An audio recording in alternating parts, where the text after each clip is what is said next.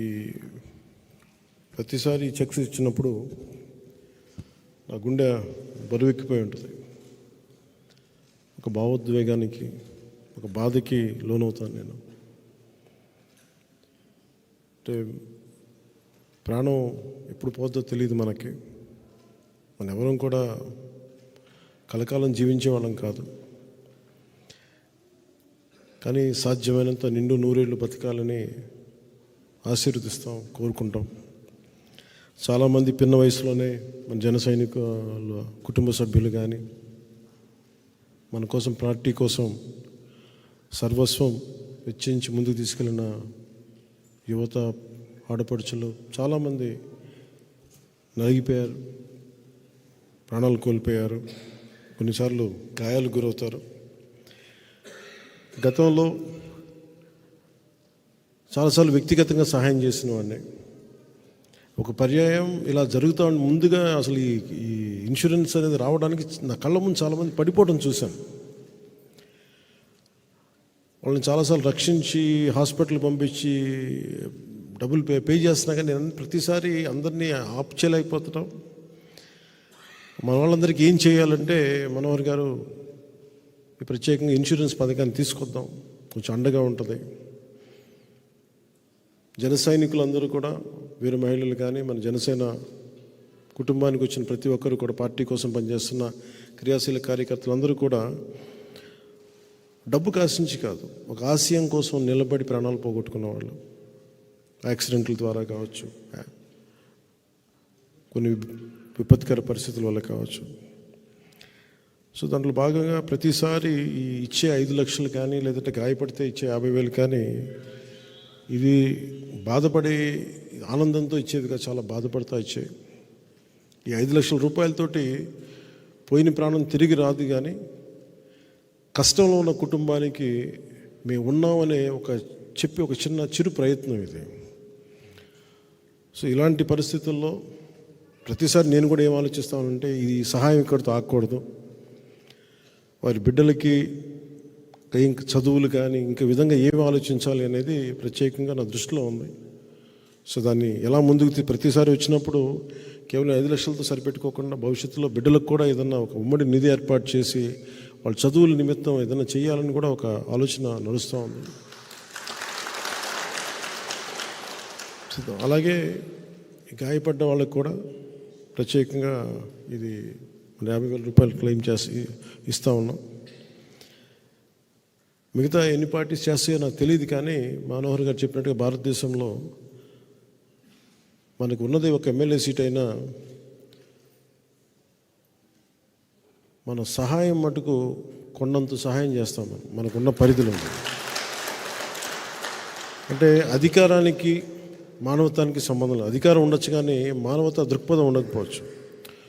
జనసేనకి కొండంత మానవతా దృక్పథం ఉంది.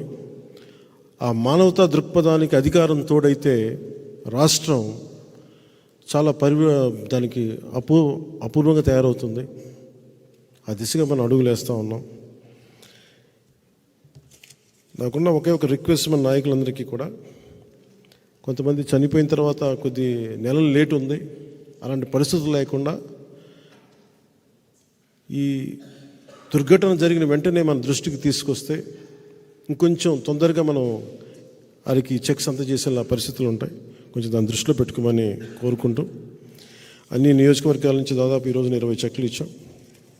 దీనికి ముందుకు తీసుకెళ్లిన నాయకులందరికీ పేరు పేరున శ్రీ తాతంశెట్టి నాగేంద్ర గారికి, చల్మల్ శెట్టి రమేష్ గారికి, మండలి రాజేష్ గారికి, బొంతు రాజేశ్వరరావు గారికి, చేగొండి సూర్యప్రకాష్ గారికి, రియాజ్ గారికి, పోతిన మహేష్ గారికి, కోన తాతారావు గారికి, అమిశెట్టి వాసు గారికి, పిప్పర రవి పెరవల మండలం అధ్యక్షులు, జుత్తిగ నాగరాజు గారికి, డాక్టర్ గౌతమ్ గారికి, కందుకూరి బాబు గారికి,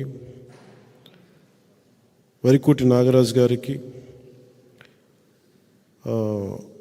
మలుగు రమేష్ గారికి, సాయిబాబు గారికి, బొంతు రాజేశ్వరరావు గారికి, బోలిశెట్టి వంశీ గారికి, రమాదేవి గారికి, బండ్రెడ్డి రామకృష్ణ గారికి, మన నియోజకవర్గాల ఎంపీటీసీలుగా సర్పంచ్లుగా గెలిచిన ప్రతి ఒక్కరికి మీరు మన ప్రాణాలు కోల్పోయిన కుటుంబాలకి మీరు వెనంటి ఉన్నందుకు మనస్ఫూర్తిగా మీకు ధన్యవాదాలు తెలుపుకుంటూ సెలవు తీసుకుంటా ఉన్నాను. అలాగే ఈ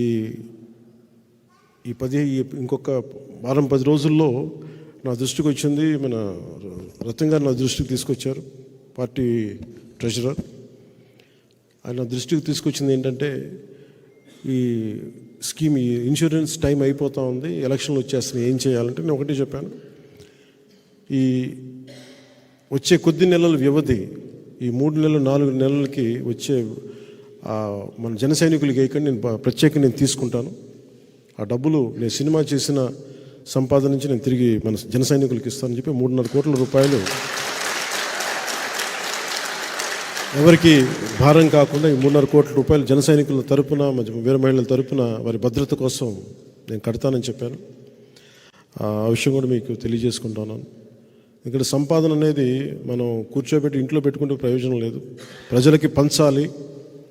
నా వ్యక్తిగత సంపాదనే పంచడానికి సిద్ధంగా ఉన్నవాడిని. ఉమ్మడి ప్రజా సంపాదనని అందరికీ పంచేలాగా భవిష్యత్తులో జనసేన తెలుగుదేశం ప్రభుత్వం ముందుకు తీసుకెళ్తుందని తెలియజేసుకుంటూ, మీ అందరికీ నాయకులందరూ కూడా ఈ సందర్భాన్ని ఒకటి తెలియజేసుకుంటా ఉన్నాం. వైఎస్ జగన్ గారు మాట్లాడుతూ జనసేన వస్తే, టీడీపీ ప్రభుత్వం వస్తే వాళ్ళు వెల్ఫేర్ స్కీమ్స్కి విరుద్ధం అని మాట్లాడుతూ ఉంటారు. నాయకులందరూ కూడా చెప్తాను, వ్యక్తిగతంగా ఇంత డబ్బులు ఇవ్వగలిగే వాళ్ళం, ప్రజలు పన్నులు కట్టి వచ్చిన డబ్బుని ఇంకెంత ఉదారంగా పంచగలమో అది తెలియచేయండి. మనకి జేబులోంచి రూపాయి తీయని వ్యక్తి జగన్మోహన్ రెడ్డి, మన జేబులోంచి కోట్ల రూపాయలు తీస్తాం, ఆ విషయం తెలియజేయండి. సో నేను తెలియజేసుకుంటుంది కూడా, ఏదైతే పథకాలు ఉన్నాయో ఆ పథకాలను కొనసాగింపే ఉంటుంది తప్ప వాటిని ఆపమని మీరు పదే ప్రతి ఒక్కరికి తెలియచేయండి. మన జనసేన తెలుగుదేశం ప్రభుత్వాన్ని స్థాపించి మనం ముందుకు తీసుకెళ్ళిన రోజున ఏ ఒక్క పథకం కూడా ఆగకుండా 10 రూపాయలు అదనంగా ఇచ్చే పరిస్థితిలో ఉంటాం తప్ప తీసే పరిస్థితిలో ఉన్నాం. అలాగే ముఖ్యంగా డ్వాక్రా మహిళల రుణాలు నా దృష్టిలో ఉన్నాయి.